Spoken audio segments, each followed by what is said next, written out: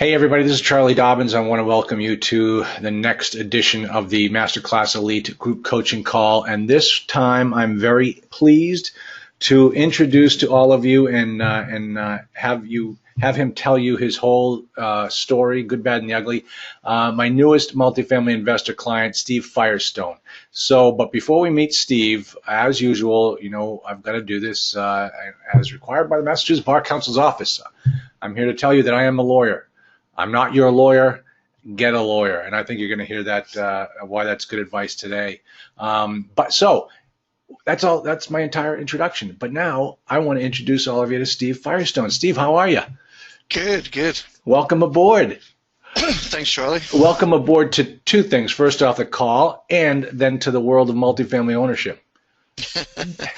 Thank you. Yeah. Good to finally be here. Yes, and you have been working so hard to make this happen, which is so great. But let's kind of give everybody a little bit of your background. You and I met at my when I was doing a seminar with Duncan down in Atlanta, and I remember I was joking with you the other day. He said, yeah, so this guy sits down, he's got a British accent, and I ask him where he's from. He says he's from New Jersey. I'm like, wait a minute, that doesn't compute. What's going on here? Why don't you tell everybody your background and give them an idea of how you got to where you are? Oh man. Well, just I was brought up in New Jersey, and after a couple of years of college, I actually at the time I was playing in a band, a rock band, and went over to England to help some friends' band out who were touring. Supposed to be for 4 weeks. I thought, yeah, great. I got no commitments here. I only own a guitar and a suitcase full of clothes. So I went over there, and 4 weeks turned into about 22 years. Isn't that amazing? I just, one thing led to the other. The next thing after the tour was over, they broke up. So I thought, oh, great. I asked these other half of the band if they wanted to start a new band. That went on for 4 years, and then after that one, the next one, and before you know it, you just live somewhere. I mean, that's just, it wasn't a specific choice. But after a while, I got, fed up eventually with not making it in the music business. Yeah. And I just had enough, a lot of good tries, but I wanted to actually get paid for a change, for something. No more starving for my art. Yeah. So I fell into real estate by accident, really. Just bought something, long story, but I bought a condo with a girlfriend, and we had a grant from something, and next thing you know, I just loved it. I felt this passion for real estate like I did for, when I was first playing music, and over a very quick period of time, I was buying, with no money I started with as well, buying up condos and sort of condos, what you call them over here, we call them flats over there, and just apartments really, but single ones, and built up a little portfolio, was renting them out, fixing them up with my building skills, which I had none, and selling them on, and this and that, and then I kept growing and growing, and then I wanted to build stuff. This is a very condensed version, and then I got more involved in development, started again trying to teach myself everything I know. This is like 1995. Okay. There wasn't even, believe it or not, no old books, all these books yet that are available. There was no TV shows, how to do this or anything. So I got lucky one day. I was looking at a property that I couldn't buy, of course, but I was trying to learn. It was a development project to build a small apartment, like multifamily building out of another building. In England. And these guys were selling it. I met this guy. It turned out, I asked a lot of questions. It turned out that he was CEO for some huge company in London. So he called me up a few days later and said, "Hi, you were looking at our building. I don't really think you had any intention of buying that, did you?" I said, "No." He goes, "Do you look for properties often? Do you come across properties all the time that you can't buy?" I was like, "Yep." He goes, "Come into my office on Monday and talk to me and my partner, and okay, whatever." So this is like, at that time, I never worked for anybody or had a job or whatever, ever. So I went to his office, and he was like, okay, we talked, we chatted. Him and his partner were grilling me in like a more corporate situation. I'm sitting there like in some, silly rock and roll clothes, and he basically still, and they basically said, okay, well, so I said, what am I going to do? They said, do you want to work for us? I said, well, what am I going to do? They said, we don't know. And they just said, we like your attitude. You seem really hungry, and we don't know yet, but how about this? And we made a deal. They were like, okay, well, we'll give you a retainer, like 25 grand a year, and commission on anything that you buy, sell, rent, or whatever for us. And I was like, okay, why not? And I'm thinking to myself, this is amazing. What the heck's going on here? Yeah. But in my head, I'm going, yeah, okay, I guess so. And then it was like in the movies. It was kind of like, all right, kid, here's $100. Go get yourself a suit and show up on Monday.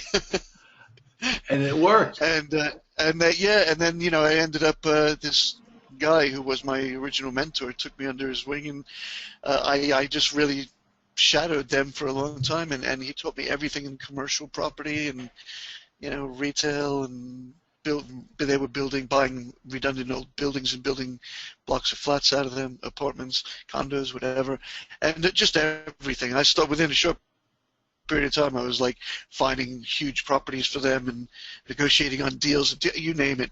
And after about 3 years, I had enough. They wore me down. I worked too hard for them. Even though they had a big company with all these people, I was like the go-to guy, and everybody in the company hated me, of course, because I was like the shadow. Who is this guy? Just comes and goes and gets paid. So after 3 years, I went out on my own, did some more building and rehabs and things like that, and they backed me, which was really nice, and I still talk to him this day. And now he's retired, and his company went public, and he calls me because he's jealous and wants to be doing what I'm doing instead of sitting in retirement. Oh, that's great. And he gets a kick out of hearing everything I do, and is still there for any help after all these years. That's great.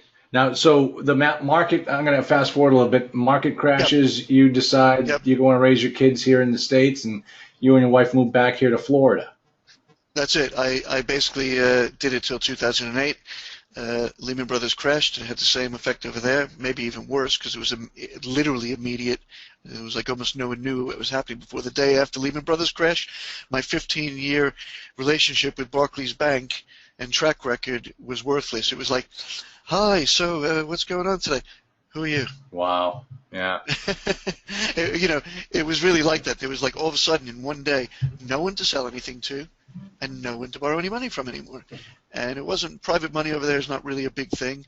It's really like a track record with a bank. Yeah. And that's it. So there was end of an era, and I was a bit shocked. And luckily, I had made a fair bit of money to last for a while. I got married, had a couple of kids, and then I decided that it was a good excuse to move back here, which I wanted to do. So we just planned that out over that time and moved to Florida, only because I had some family here, and decided to figure out how to get into real estate here, which I never really did over here, and it is a bit different. And it took me a while to figure out what to do. Now, fast forward again to you and I meet in Atlanta. You sign up for my coaching program. And then we start working together. And I can tell you, I know when there are people who are going to get this thing done. And you were so adamant. Nothing was going to get in your way. You were constantly out there looking at properties. I had to rein you in a couple of times on some deals, didn't I? Yeah. Yeah. So you got one under contract early on. I think, as a matter of fact, how we first started was that you had a deal under contract and then you signed up for my coaching program. Wasn't it like that? No. It was what it was. First of all, I was trying to get into real estate here. I had no idea how. I was trying to do this fix and flip thing, and I thought this is crap or whatever. Yeah. And then I don't know how I found out about multifamily, and that was it. I was just like, I fell in love with multifamily, so I tried to learn everything I could. I saw something about Charlie's thing in Atlanta. I'm always skeptical about going to events and stuff a little bit, but I thought, I'll go check this out. Maybe it could be good. And I went there really skeptical. And as soon as I heard Charlie talk and saw how genuine he was and everything, and this is no plug, by the way. It's true. I'm going to use it as a plug. You can be sure He's of that. not paying me. I'm paying him. No. But he was just a really great guy. He really just taught it like it is, and the sort of intricacies of the due diligence and the stuff that you really need to know. And I spoke to him that in the evening after the class a couple of times, and it was just like talking to your friend, and it just felt great. And I thought, wow, this is great. I'm signing up, and it was like personal attention after that. It was great. And what happened was I got a deal. I was already had started trying to develop some relationships with brokers and stuff. On a smaller level, just working my way up there. And then about 8 weeks after the course, I had a property under contract in Atlanta. Yeah. Maybe even less. It was even less. And it was like stuck right in there. I was like, okay, I got a deal now. What do we do next? Right. And this was the one where I think we wrote the contract in such a way that you didn't have to put up any earnest money until they turned in all the due diligence information. Yeah, one of the biggest important things I learned very early on, and luckily we did that. No, the period doesn't start until you get all the paperwork. Right, because what happened? It turned out that this guy couldn't produce anything. Yeah, we got like drips and drabs of paperwork. This is a supposedly motivated seller. And after 3 weeks, we still don't have even half the stuff. Because you know why? Because they didn't have it. Right. They had terrible bookkeeping, and it was such a way that you could never have taken that deal to a bank to get financed. You just couldn't have done it. No, or for that matter, show it to investors because it was just a mess. Yeah, exactly. So I gritted my teeth, and I spoke to Charlie, and I just had to just cancel the contract. But it didn't cost you anything. No. Yeah, that was the nice part about it, and that's the way I like to structure those things, because you never know what you're getting yourself into. So why tie up your money? Yeah. So all right, so let's talk about this deal, and I'm going to tell me about how you found it. I'm going to switch over here. Let me see, switch programs. You're going to see what I'm pulling up right now. Tell me about how you found this deal that you ended up closing, Windview. Okay. Well, first of all, it sort of led on from that first property. I was very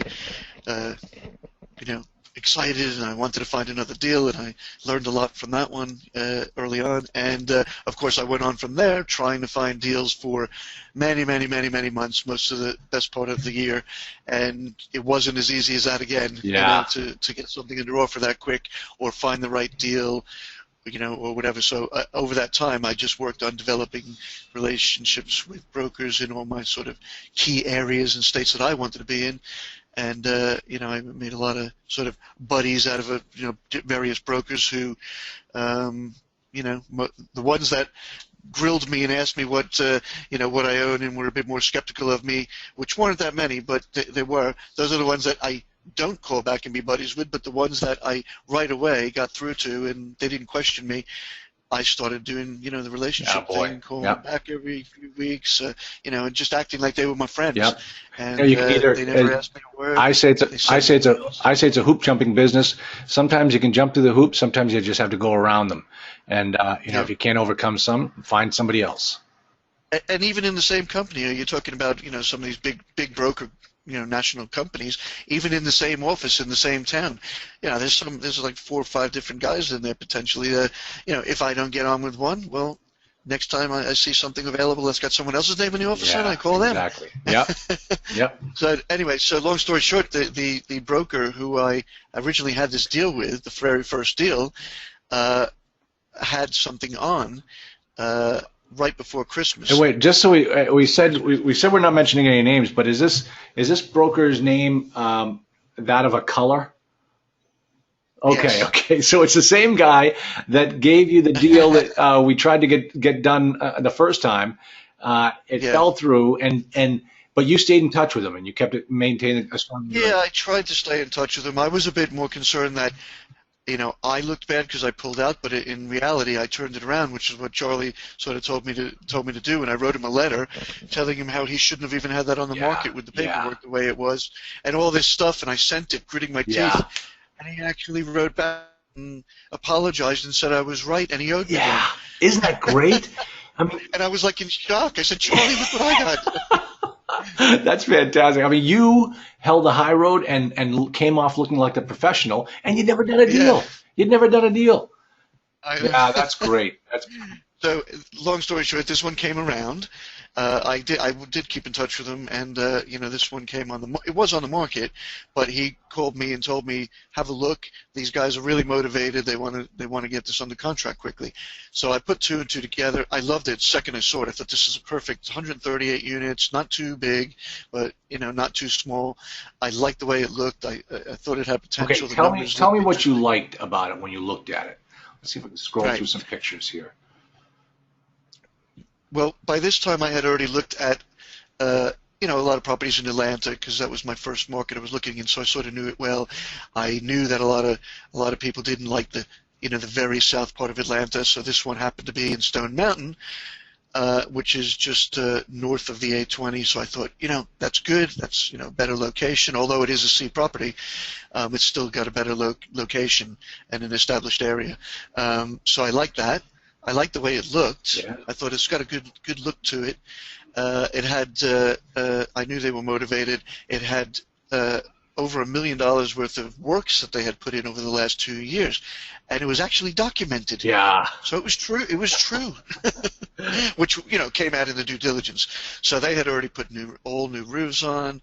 All the siding was redone. The parking lot was redone. They spent like $30,000 on the pool, which was a really, really nice pool, and they started upgrading some of the units. The downside was they had a fire there. They had 12 units down from a fire, which they never fixed. They took the insurance money and pocketed it. So they lost, and I thought right away, my wheels are spinning. I'm thinking, these guys just lost, by my estimate, $120,000 in gross income by not putting back online 12 units, and their expenses didn't go down. What's the problem here? Oh, gee, we can't afford to run the property anymore. Let's sell it. Interesting. And on top of that, their insurance went up to $110,000. It's the best they could get. Yeah. So with all that happening, already they were on a loser. And there's nothing they could do. No matter what they spent on the building, it was too late. So they didn't bring it back online. They made a few other mistakes. They had a water issue too, which they didn't fix. There's a water leak there.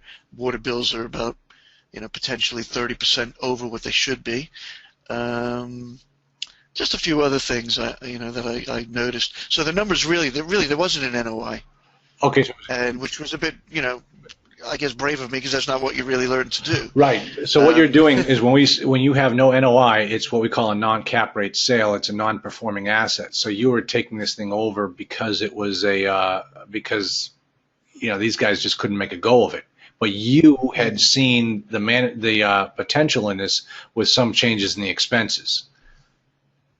Yeah, well, that's the first thing I noticed. Again, from learning from Charlie and Charlie's class and all that. You look there. The first thing I look at when I look at the anybody's P&L, I look down. I scroll down. I look at all the expenses. Of course, I'm more used to it now. And if anything jumps, any big numbers, I look over to see what it is. If anything jumps out at me that looks like holy crap, then I immediately want to circle that and want to find out about that. And what used to be, at first looking at as that's not good, I don't want this, is now like, holy crap, look at that, the water's really high. It could be a good opportunity. Yeah. Or like their payroll's crazy. What? It's only 138 units. They got 10 people working there. Are they crazy? Yeah. So I look at those as opportunities now. So I look at that, and of course to see if there is, or what the NOI is. Preferably, trying to buy something that's reasonably stabilized-ish, that people have put some money into already. And that there's a lot of value add to it. That's the place looks really good. I mean, it looks like it's a great asset that you can, make some changes on and make it happen. Here, you've done a nice job with the, value add strategies for your investors. Now, walk us through the LOI process. How did that go? Okay, well, as I said, it just came on. The broker told me about it. I thought I actually had just fallen out of another property that I spent 2 months working on under contract with another person, and I spent a lot of time on it. It was a reposition project, and unfortunately, that was another one. I did all my due diligence and physical due diligence too, and it came aware that there was a very large amount of money in CapEx needed of things that weren't disclosed. by the broker or the owner, and I tried to renegotiate literally on the 30th day of money going hard. It was even after hours. It was like 8 at night, and we were still back and forth. And the guy just wouldn't give in. And I thought, okay, I got to steel myself here and be hard. And I thought, I can't risk the EMD money, so because it's not mine. Yeah. I sent in the termination, and unfortunately, what happens a lot is the next day I did send it there saying let's carry on negotiating, after the weekend or whatever it was. And of course, what happens a lot when you pull out, it does sour the relationship, and the guy was all angry and thought that there was nothing wrong with his great property. Yeah. So that was the end of that. So I was a bit sad again and thinking, oh, here we go again. And then this just came along like within 4 weeks, just out of nowhere. So partly out of wanting to do a deal, and partly it just screamed out at me that it looked good. Broker called me, and my next thought was I thought, hang on a second here, this actually sounds like a good deal per unit price. Although it didn't have the NOI there, I know what's around there from all my research over the past year, and it sounded like a really good, potentially a good price. So I thought if I could just get this a little bit cheaper to have a little cushion. And I knew they were motivated to get it under contract, and I thought, it's like 2 weeks before Christmas. Are they crazy listing this 2 weeks before Christmas? Who the hell is going to look at this thing until after New Year's? So I literally put an offer in immediately, just to see what happened. And with a little bit of negotiations, they took it. They signed the LOI. I went straight down to look at it in person, and we went and we didn't actually finish signing the contracts till after the first week of January, because everybody started taking off for the holidays, as the brokers, lawyers, and all that. But it was essentially LOI signed, and the contract started negotiations before Christmas. So I took advantage of that timing as well. All right. And then we got it under contract. And I just went to work on the due diligence after Okay, that. now you had attended my due diligence seminar in LA, right? Yep. Yeah, and so how helpful was that? That was great. I mean, that was just like a walk through everything you really actually need to look Right. at. And yeah, that was really right. And so this is my shameless plug that I got my due diligence seminar coming up in Boston in the next month. So I tell you, if you're serious about this business, do you think you need to go to that due diligence seminar, Steve?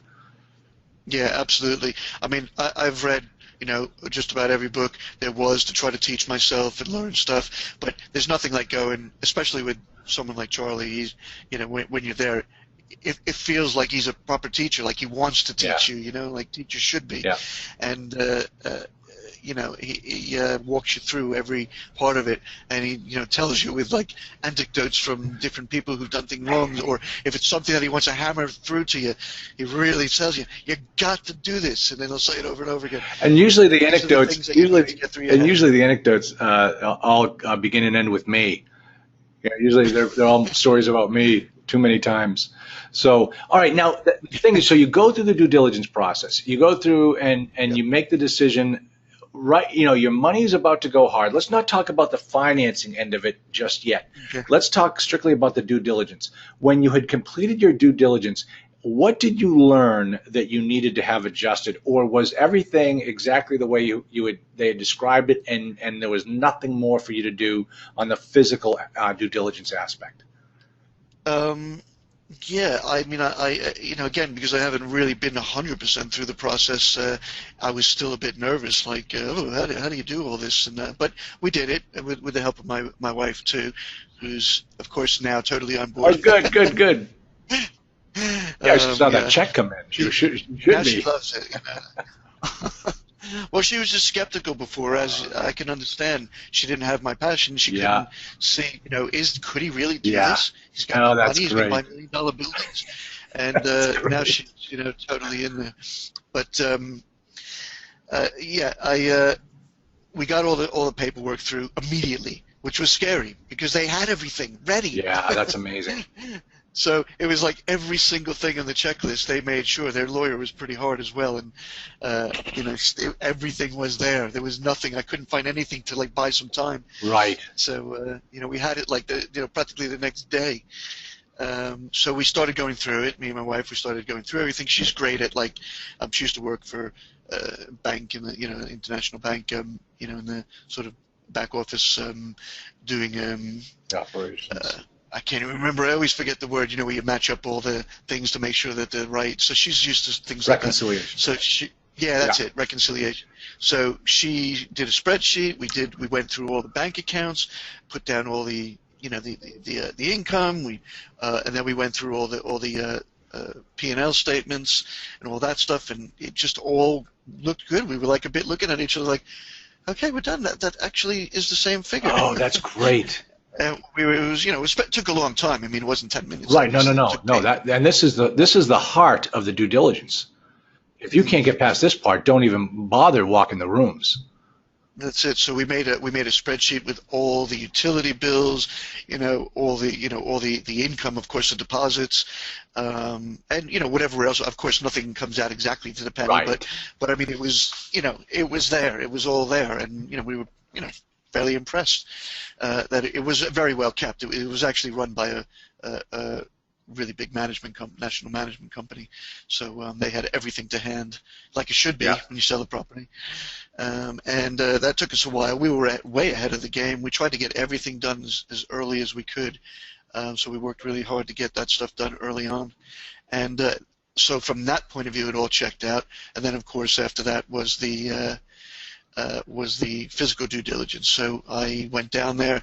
By this time, I had already had a management company who I wanted to work with, again, that I met over the year of me, making contacts. So we had a relationship going. So he was in on it at that point. His team went down and did a lease audit for me. Because obviously, if they're going to take it over, it's best if they do that anyway. Plus, I wasn't, it wasn't something I felt like I could do or wanted to do. So they charged basically, I think it was $15 a lease. So it was about, I don't know, $1,500 or something for them to do a lease audit. I thought, fair enough. But then they wanted like $25 a unit to do the inspections, and I thought, okay, that part I'll do myself, considering.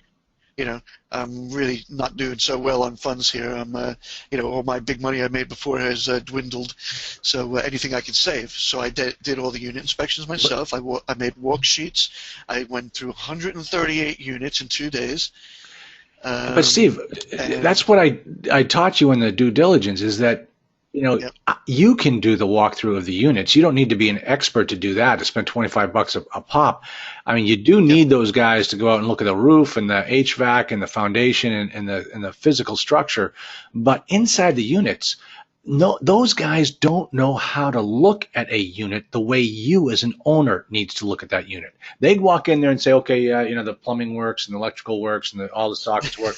But the way you need to look at those units is when you step inside and think to yourself, if I bought this property today and the people living here moved out tomorrow, what's it going to cost me to turn this unit? Is it in terrible shape? Is it I just need to steam clean the carpets? How bad are these units? And property inspectors don't look at it that way. That's it. And also, I think there is a little bit of an art to it as well, because I started doing it and I'm thinking this is going to take forever, and then you get a sort of into a stride after, and a more of a way to do it, because you can't spend time in there. No. You're knocking on the door. You've got one of the people from the office with you. There's people in the apartments. They're not so happy, especially in like a C property. They don't exactly welcome you in and give you chicken for lunch. Yep. I mean, they're like, "What do you want?" Yeah. Like, we're just gonna have a quick look. We're inspecting your apartment for any problems. That's what we would say. So just a general inspection. And we got it down to such a science that one person would be walking you through the one unit while the other person was knocking on the door for the next unit and having that one ready to go. It was just a cycle. You go in and out the whole time. So that's it. And after a while, I realized you have to get this down to, and I mean this, to 3 minutes a unit maximum. That's all it takes too. They're small units. That's it. Once you get to know what to look for, but the first ones, I was writing too much down. I was almost doing over, trying to be over the top. And then I realized, well, actually, most of the things were okay. So what you do is write down the things that aren't okay or need to. Right. So I would make a note whether it either, if it had a new hot water heater and a newish one, or it was a 70s one, I'd make a note of that. was it new or old? As meaning new as in the last 10 years, something like that, 5 years. And then I'd look at the flooring. Has this been upgraded in any way? Some of them had, light upgrades, lighting fixtures, flooring, things like that. So I made a note of that. Which ones had, which ones didn't, and which ones had newer appliances, which ones didn't. I checked for leaks under the bathroom sink, under the kitchen sink. Looked on the ceiling, see if there's any staining or any evidence of leaks from that came through from the past. Smell for mold. And yeah, you look around. Even when you look under the cabinets where the water is for mold. Obviously, if there's anything smells, and then also, on top of all that, what you're doing when you're in there is making a quick note of the tenants. I realize I would you don't want to go back later and do it. You make a quick note, basically something like, the tenants, this apartment was kept nice. Right. The tenants keep it nice. This one, they're living out of plastic beds, and they have no furniture. And so, how many people are on the leases, and how many beds do you see? And do they pay a pet deposit, and why is the cat walking around? Those types of things that you pick up on right away. Yeah, that's it. Pet things. I made a note, whoever had a pet. I mean, there was probably 20 people had a pets and 3 people on the rent roll that were paying pet deposits. Isn't that amazing? Yep. Yeah. So I made a note of that, and believe it or not, you can do all this in 3 minutes once you get your head around it. Exactly. And next thing you know, you've gone through all these buildings, and you're very tired. All right, now you're done the fun part. You put it all on a spreadsheet. Now you're ready to move into the financing component of it. Okay, so why don't you give us some numbers? What was the final agreed upon purchase price? The agreed upon purchase price was, in theory, 3.65. But on top of that, I had a $250,000 repair credit that I asked for, which made it, 3.9. Yeah. So it depends how you want to look at it.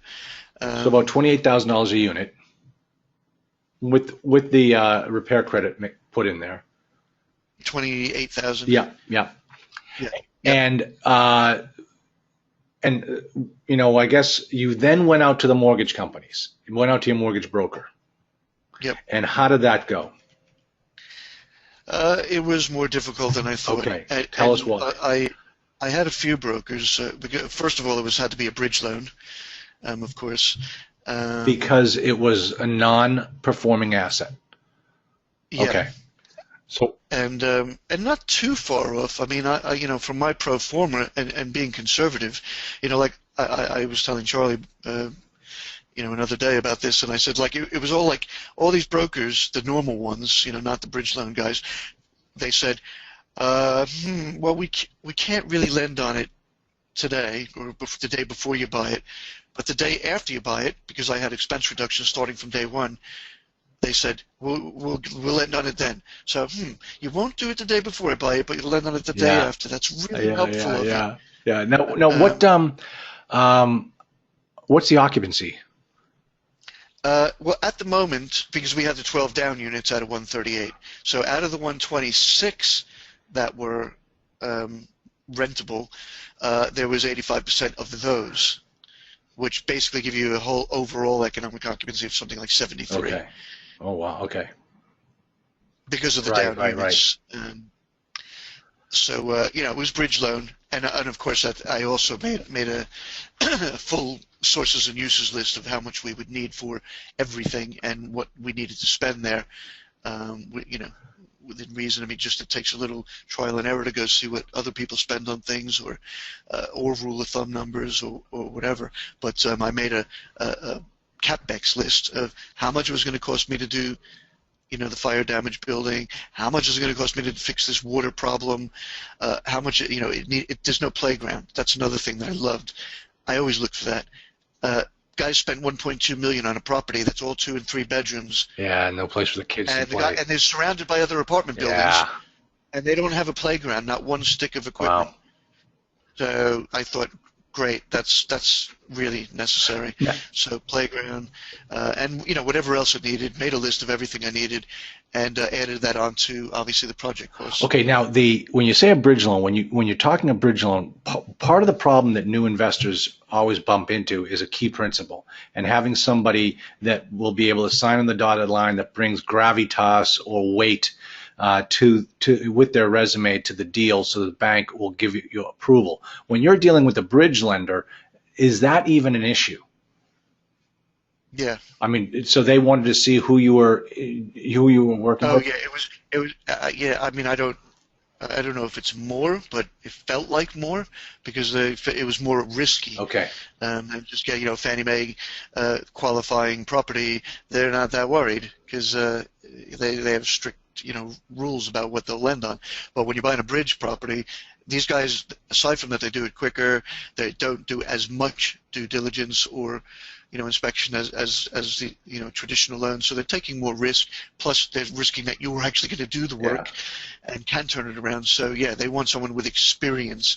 So I had to find a sponsor, and luckily I met someone at Charlie's group. This isn't a plug, but it was actually in the first time I went there, and there was some great people there, Yeah. and we all went out to dinner. Everybody got to talk because it was a reasonable sized group, and one of the people that I met there, I kept in touch with over the year, and he's intimated that he would possibly sponsor a deal for me if he liked it, and I sent him about 3 deals over the year, which he politely told me he'd get lost, and for various reasons, just not in a nice way, and then when I sent him this one, he thought, this is great, now you're talking, okay, let's go, and he wanted to, we agreed a percentage, he was going to sponsor it, and Now, how much money did you need to raise for this deal? altogether 1.6 million. Okay. Now, you obviously, from being a musician in England all those years, you have that type of capital that you could just write a check for, correct? No? No. Okay. And the thing is, too, that you didn't have any contacts either. You started from scratch in this Yeah, business. I I mean, really you listen, started from I scratch. tell you, I hear this all the time from people that, how am I going to get started? Where am I going to find the money? I mean, for crying out loud, if Steve Firestone can do this, and I don't mean it in any disrespect, Steve, if you can do this, I mean, anybody can do this. You just have to get out there and work at it. And so, how did it go raising the money? And this is, I know the answer to this story. And why don't Uh, you tell everyone on the call the good, the bad, and the ugly, and how you pulled it off? okay, Don't be okay. Yeah, shy. the good news was I had really good due diligence. That was nice. But the bad news was yet to come. So I needed a bridge loan. Just to finish on that note, we had I eventually went to like 3 different sort of brokers feeling people out because they all thought that they could get me a good bridge loan. It turned out the best they could get was 8% plus 3 points, and which wasn't the end of the world. I guess that's what I always thought was normal anyway for a bridge loan. But all these people are telling me, nah, we can get it for 5%. So I wasn't over thrilled, but at least we had that on the table. That's the best that anybody could get, and we were getting very close to The closing day. the meeting. Yeah. So after I finished the due diligence, working on getting the financing sorted out, I needed to raise the money, that little thing, and I thought, okay, and that was my biggest thing that I was worried about, and should be. Yeah. So these guys just happened to call me that through some other people or sources that I know, and they weren't con artist type guys. They just conned their way into, they wanted to get in a deal and lied about how much they could do, but they didn't do it maliciously. They just thought it would be easy They had to no idea what it takes to get a deal done. no, but they were portraying themselves as, they could bring in the money. They had investors. Yeah. That was what they're saying that they do. So they told everybody and people that I know that are experienced that they conned that they had $2 million worth of investors lined up ready to go into a deal, and someone told them about my deal. They called me up. I thought, wow, this sounds really good because I was so tired already from having done everything up to that stage myself. So I thought, okay, so I stupidly didn't really check too much, except that they were sort of recommended. So we made a deal for part of the management fee, management of the company, and I actually put them in the company, which probably wasn't a good idea. Yeah. Did you ask me? And, Did you ask my advice on that, Steve? no, Yes. I didn't ask you advice on that. Oh. That just sort of happened, and they seemed like nice guys, and I just I wouldn't usually let myself get so fooled, but I wanted the easy way out. for the money. And I really thought, the way they were talking, it was no issue. So I was like, hey, man, this is great. Am I lucky or what? Yeah. And weeks went by. We made all these brochures, put their name on it. They went out to a lot of people. I know they did, and I know they did a lot of marketing, but that kind of marketing doesn't mean anything. Right. They had gone around to events and got people to sign their forms, fill out forms or accredited investor forms or whatever. You know, like, hey, hi, nice to meet you. I'm Joe. Sign this. Yeah. Okay. That's what they thought meant that somebody wanted to invest in the deal. Just because they filled out a form for them saying they're interested in hearing about investments. Rookies. Yeah. So after a good few weeks, I'm starting to get a bit worried here. Weeks go by fast in this game when you're trying to close on a property. And I was biting my nails. It came down to getting close to money going hard. And and now they actually put up I made them put up part of the EMD money because just to show some commitment, and it wasn't a lot for them to put up, but it was still, I thought, well, it's only 15 grand. Surely, if they can't do that, then why should they think they can raise millions of dollars? Why should they even be in your company? Yeah. So it came down to it. Their money's about to go hard. They haven't raised one penny. As I like to say, these guys couldn't even raise an eyebrow between them, no less 100 grand or 1.6 million. So I started getting a bit, worried and confronted them. And actually, they came to me and started almost, and I mean this, almost crying on the phone to me, telling me that, they can't raise the money. We have to cancel the deal. We have to cancel the deal right now. We need our money back. We can't let our money go hard. And they were like freaking out for like 3 days in a row. And I just let them have it. I just couldn't hold myself, and I had the sponsor on the phone too. He didn't say a word. He just was listening and grinning at this. And I was just was that the sponsor you met at my meeting? Yeah. Okay, good, yeah. And so he's on the conference call with these two guys, and I'm going, stop acting like babies. Act like grown men. You were hired and put in this, in this position to raise money. You said you could raise money. I didn't hire you to see if you could raise money. And, I was giving him a real earful, calling them babies and, this and that. And basically they backed out with their tail between. I said, no, I'm not canceling the deal. I said, of course I'm going to do this deal. I don't need you guys. And, I was so determined to do it, and I was so angry, so that was that. So I said, told him, put something in writing to the lawyer, the syndication lawyer, you're out of the company, I'll give you your money back if I close the deal, blah, blah, blah. And luckily they did leave with their tail between their legs and did put something in writing to say that they have no interest in the deal or the property from now or in the future. Good. And I quickly thought, okay, what am I going to do now? Well, first off, you're not going to make that mistake again. No, exactly. I'm not going to make that mistake. Yeah. Someone's got to either already have a proven track record of deals closed that they've raised money or for. You have a relationship with. Yeah. So much for taking it easy. As I always say, there are an awful lot of posers in this business. And there are a lot of people out there that go to these guru boot camps and think that it's an easy business. And I think, you found out what it takes to close one of these things. It's work. If it wasn't work, everybody would be doing it. But you got to really work hard. So it is a lot of work and a lot of hurdles. Yeah. And every day it was just, after a while you just realize, hey, it's not about getting through the hurdle because there is another one the next day. Exactly. So it's just part of the business, and every day or every few days there was another little hurdle, and you just keep hopping over them and finding a way around it. And every business has hurdles. So that's it. And you just got to never give up. All right. So your money's now hard. You got no money lined up to close the deal, and what do you do? So I did what I should have done a month before when these guys contacted me. I hit the phones, which is exactly what I was about to do before these guys contacted me, and started dialing for dollars. It was not easy.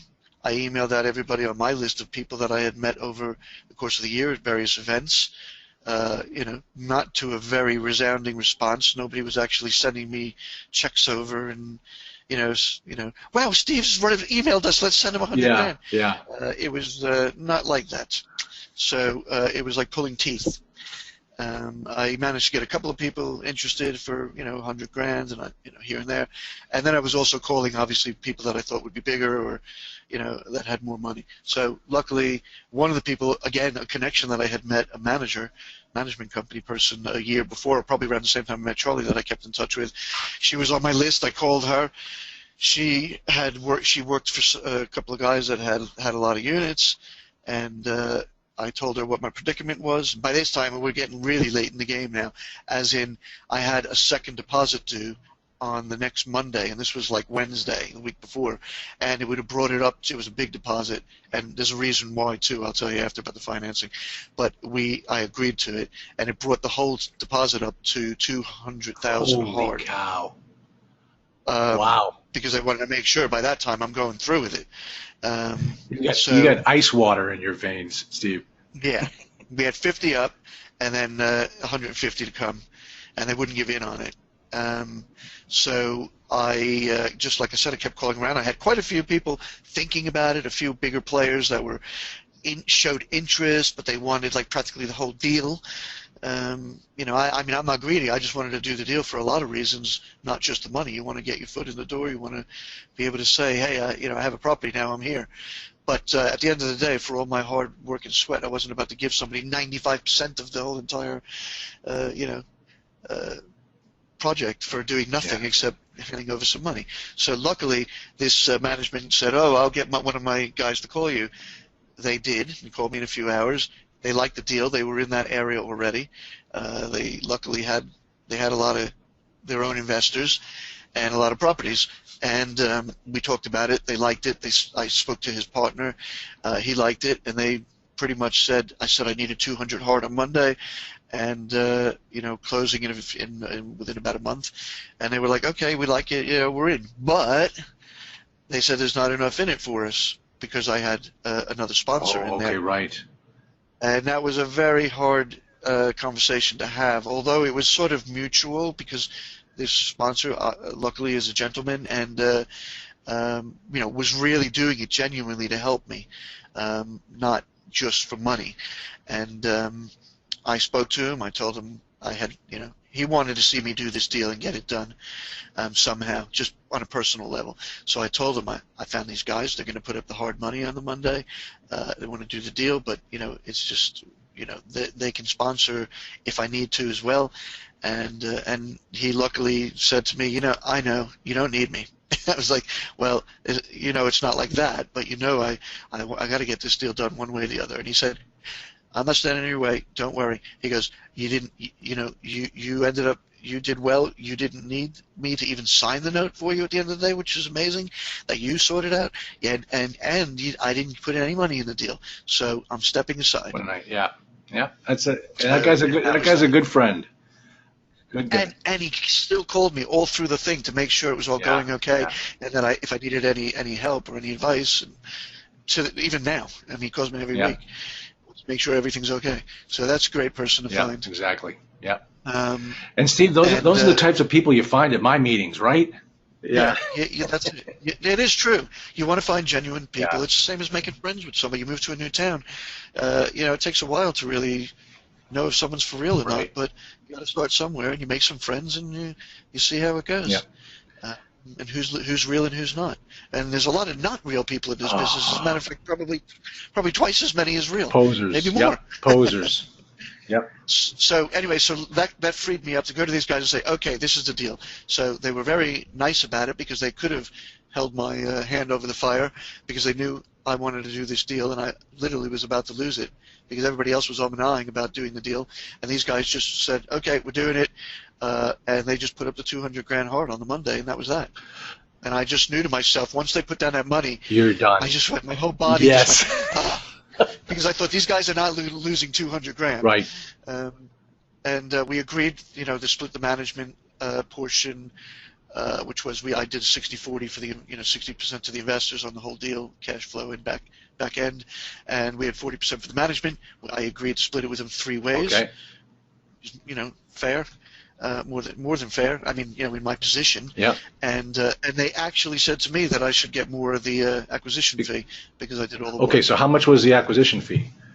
Well, we actually, I don't even know how this came about, but we actually had a 5% acquisition fee, which I always thought 3 was the number, but somehow people convinced me that, no, it's a great deal, 5, okay. Wow. And nobody really seemed to say anything, so So that was 200,000, that. So that was $195,000. boy. And how much did they let you So, keep of that?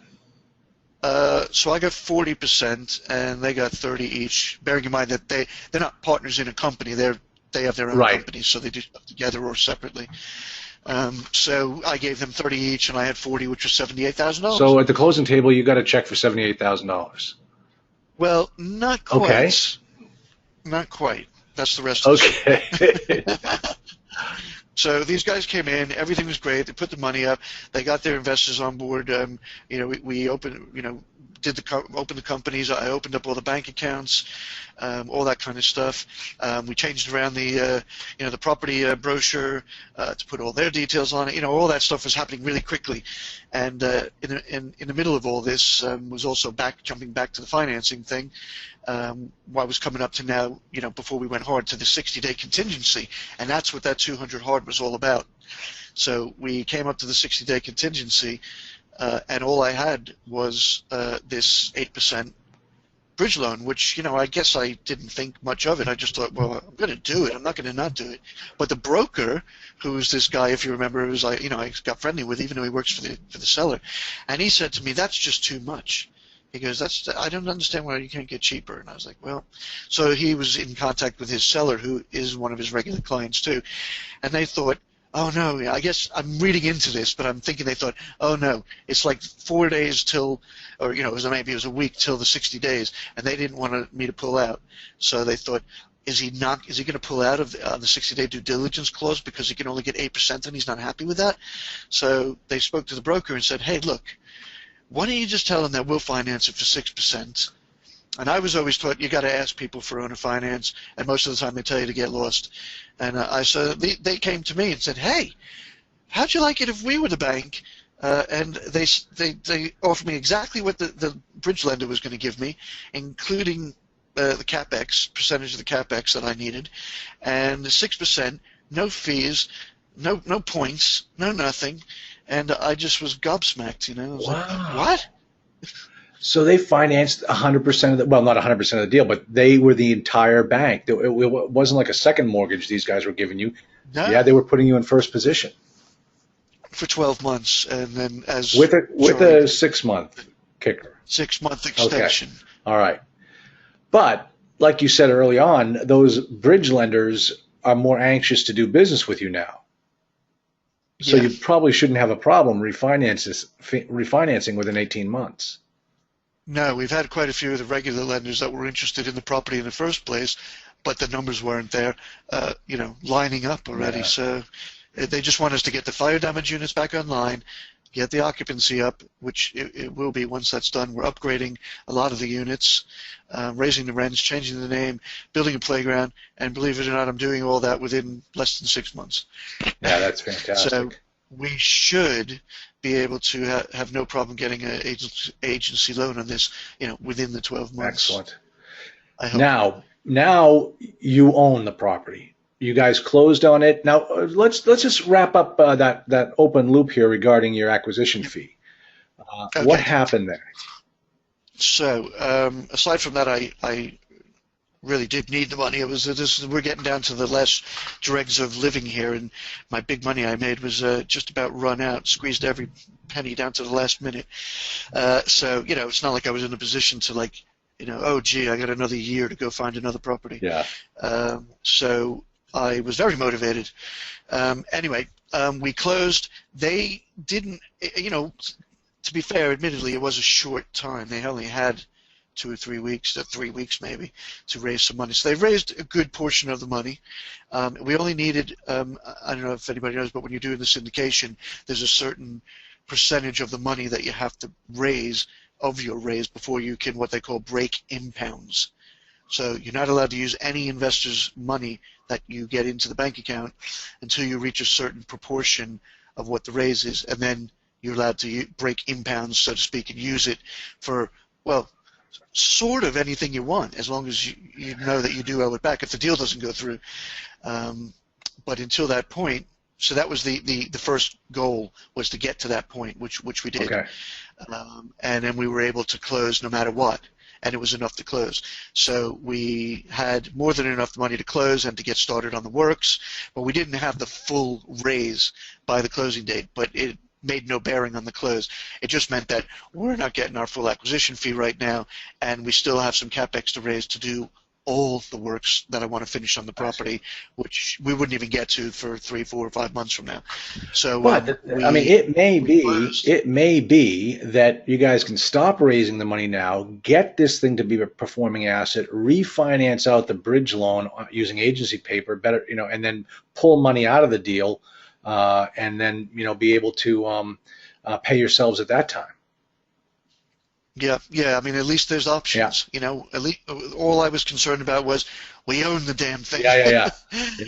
So that was that, and they also, again, they were really understanding. I told them I needed some money.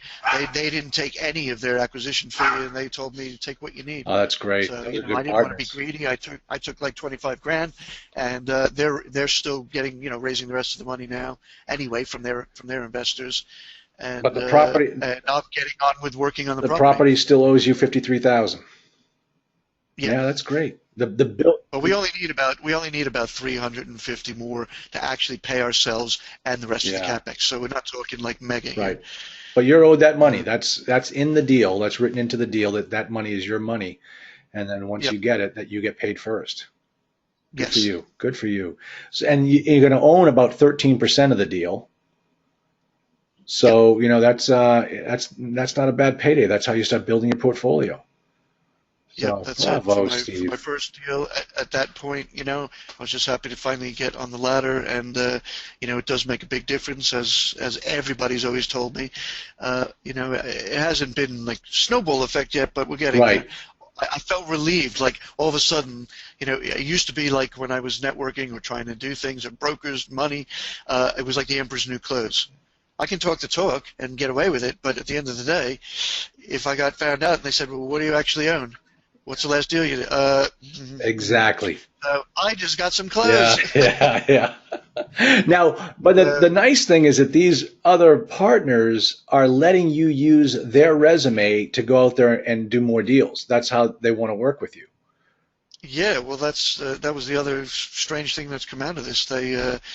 I guess they like me. I had luckily a few people that liked me and gave them the okay on me, which I don't even know why, because they don't really know me. But, I've made friends with them over the year, and all about relationships, and they thought I knew what I was talking about. Thought being were there, and they seemed to believe it or not. Everybody was worried that they were going to take advantage of me, and I was going to be on the back burner. But in reality, they're letting me do whatever I want. I'm running the whole show, and pretty much, and getting on with things. And but let me ask you something, Steve. That wasn't always going to be the case. You actually had somebody approach you, that was essentially going to kick you out. Yeah, there was another person who really liked the deal, and if you want my help, and of course for a second you have to almost consider it, because not only for the money of the deal, but my reputation that I had my house of cards, in the that area and the sort of industry, my level that I was working in, would have been pretty much destroyed. Everything that I just did, like I couldn't close on this crappy little deal, but he's calling us about $10 million properties. So, but you did it. Congratulations. Yep. And that guy wanted 95% of the management, which would have left me with 5% of the management for all my work and probably doing all the rest of the work after. Yeah. That's crazy. There are sharks out there in this business. You got to look out for them. So So these guys were fair. I brought them a deal. They acknowledged I did a lot of work, and they have a portfolio with about 2,500 units. They gave me their resume and just said, hey, go out and just use this. You don't have to say what you own or don't own. This is me and my partners, and here's our right. That's resume. Exactly how it works. And I'm going to take every advantage I can. Boy. Okay, now let's bring this in for landing. Why don't we wrap this up? And I'm just going to ask you, what was the, what were some of the things you learned? Give me like two things that you learned in this deal, learning about multifamily that I didn't teach you, that the due diligence seminar didn't teach you. I mean, what were some of the things that we can take away here? Oh man, it's really hard to say what I learned. I mean, it really is again all about Right. Yeah. relationships. And I'm sure Charlie says this anyway, but it's all about marketing. You're always marketing. You're marketing for deals. You're marketing for Yeah. money. You're marketing for tenants later on. Yeah. It's just a marketing business, Exactly. numbers business. But really, I needed to get over my sort of. I'm not a shy guy, but I had this intimidation about approaching people for Yeah. money, and I still have to break that. You're offering them an opportunity. Yeah. Not trying to Taking take money. their Yeah. pension money Yeah. and piss it away. Exactly. No. And so that's something you really need to get over. Don't trust anybody else with these important things, or you're going to be the one sitting there at the closing table with no dough in the bank. So Yeah. that's a major thing. And I don't know. I mean, make sure you keep an eye on every aspect of the whole thing yourself, even if you do have other people helping out. You don't just go, okay, well, you're in charge of that, Right. so and then expect them to just come and it's done. Yeah. I mean, that's you heard me say that. Don't trust anybody. Get everything in writing. If somebody says something to you, put it in writing and make them sign it. That's how I did a lot of these special provisions in some of the contracts we have, because a broker was acting blustery, and I took what he said, his bluster, and put it into the contract, and made him sign it.